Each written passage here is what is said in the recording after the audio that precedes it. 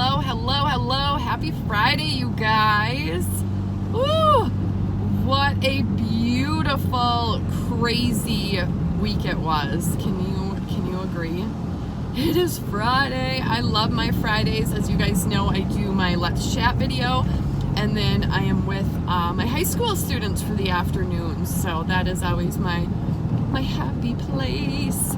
I get to do a little bit of writing and self-love this morning while catching up on a few other things, and it's just the last few days have just been really good for me, and I want to talk to you guys a little bit about the good, the bad, and how to manage that, and truly explain to you guys how I've been taking manifesting and yoga and all these different tools and applying them to my own daily life to control my anxiety and create my own happy place.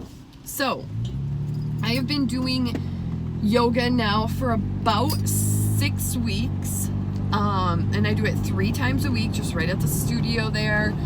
I am not a girl that does yoga, like, at all. When I think of yoga, I think instantly I'm like, I am way too energetic for something like that. No.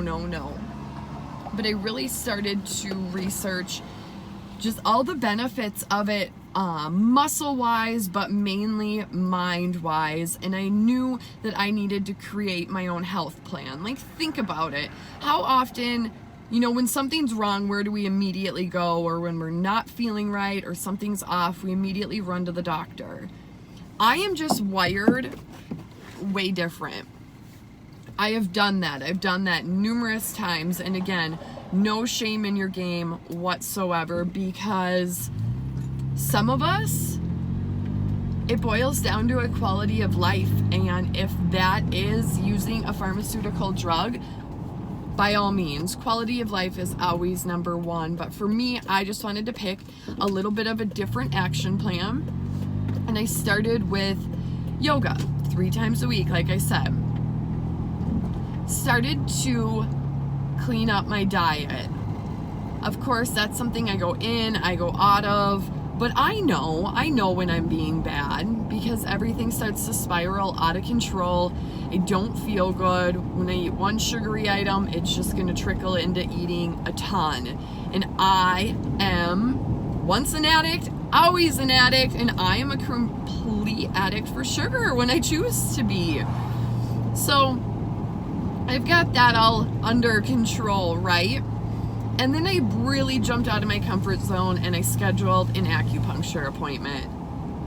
I am telling you, I completely feel like a different person after just that one session. I go back again on Monday.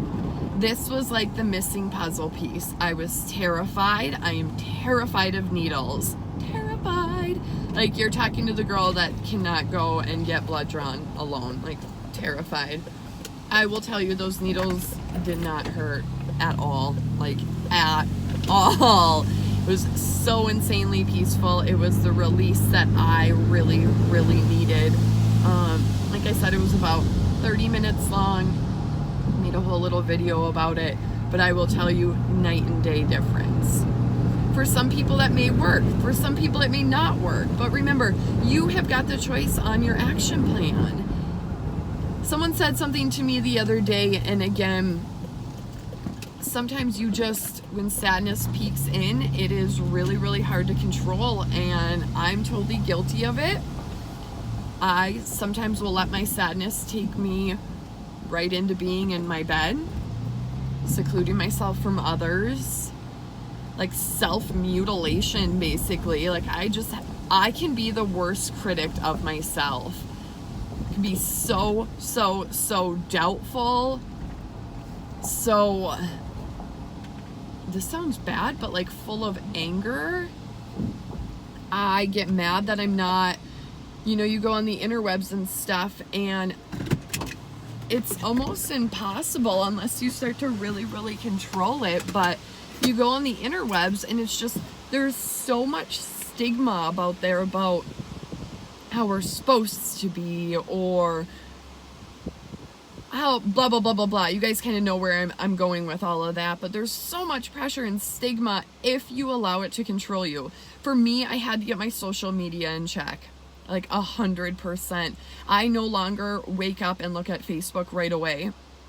I quickly handle the necessary things on Facebook and post and get it over with. My scrolling is super minimal because I just cannot. I had to unfollow a lot of people that just didn't better serve my thoughts. And it's not necessarily in a negative light at all. It's just, for me, some things cause more harm than good. And again, I can be super hard on myself. So sometimes when I would see people online like just crushing it and super successful, I'm like, why isn't it working out for me? Oh, boom, boom, boom. And just self beating me up and end up taking a whole awesome day and doing nothing with it. And I'll admit it. You guys know I'm going to be an absolute open and honest book with you. So social media detox is absolutely necessary. My relationships in my life, my children, my boyfriend, my home life, my business life, all of them are, you've got to manage all of it. Family and loved ones are number one. And for me, I love to work. I have like an obsession with working. I've always been a hard worker. It's very installed in me. 8-hour days do not exist in my world. 10, 12, 16 hours is more how I roll on a daily. I have a passion. And when you're working for your passion and your dream, it never shuts off. You're managing your own life. And for me, this is so different to get used to because I come from a very by-the-book job. Being in corporate America, it's like you were there at a certain time every single day. You were there all day. This is what's expected of you. This is what you need to do. Boom, cut and dry. So, that was my life from 19 to 25. And then I get out into the service industry and then I blossom into being a small business owner. And for me, it's just taken a few years to kind of get the balance and the beat down of everything. When you're in the grind, sometimes it's so easy to get in the grind, whether it's work, whether it's bad things, whether it's good things, whatever it may be, but sometimes it's really easy to dive fully in and forget about everything else going on in the world. And there you have it. Sometimes you got to come up for air, reset, reconfigure everything. And for me, a lot of self-love that's been my prime focus this last year hard, with self-love and obtaining balance. And it's something I've been working so freaking hard on, selfishly taking that time and not feeling bad about it whatsoever, because I need to love myself. If I'm not my best version, nobody's going to get anything good out of me. My family, my friends, my relationship, my business. But at the end of the day, I'm not going to feel my best if I don't take the necessary steps. So it was replacing that time in the morning with something healthy, which for me now is podcasts, books, healthy social media is what I call it. And then incorporating the yoga, incorporating the clean eating food, and incorporating accountability. I created this challenge 21 days ago, and little did I know exactly how crazy it was going to take off. I will tell you guys, I've never stuck to a program the way I've stuck to a program with this. There are days I did not want to do it, of course, that always happens. But I did it anyway. I showed up, I stayed true to myself, I stayed true to my teammates, and got it done. And yesterday was our graduation date on it. 21 days. 21 freaking days. We were all so pumped about it. We're going an extra week, so we're just going to stay consistent right into the next challenge. I'll tell you, this has really formed good habits for me. I don't want to stay up later because I know I'm going to need that extra power and energy to get through my workout. I'm not a drinker, but if you're a drinker, maybe it's less drinks you're going to have because you don't want to be sweating them out and hurting the next day. Whatever it may be, but find something that you love and that works for you and is your release. For me, physical fitness is my anxiety medicine. I have to work out to keep this freeway up here running clean and clear. When I don't work out, I don't eat clean, I don't do self-love, it's a disaster of a mess. Disaster. I go to some really, really low places, like low places, and I just don't want to be there anymore. So I really had to say, you know what? Fuck this. I am not going there anymore. I'm going to get up. I'm going to be happy. I'm going to take the necessary steps in my life, and I'm going to get the job done. It takes a lot of work to be sad, guys. I get it. I get it. I absolutely get you. But take the high road. Take control of your life back a little bit. Create your action plan. Put it into play. Frickin' stick to it.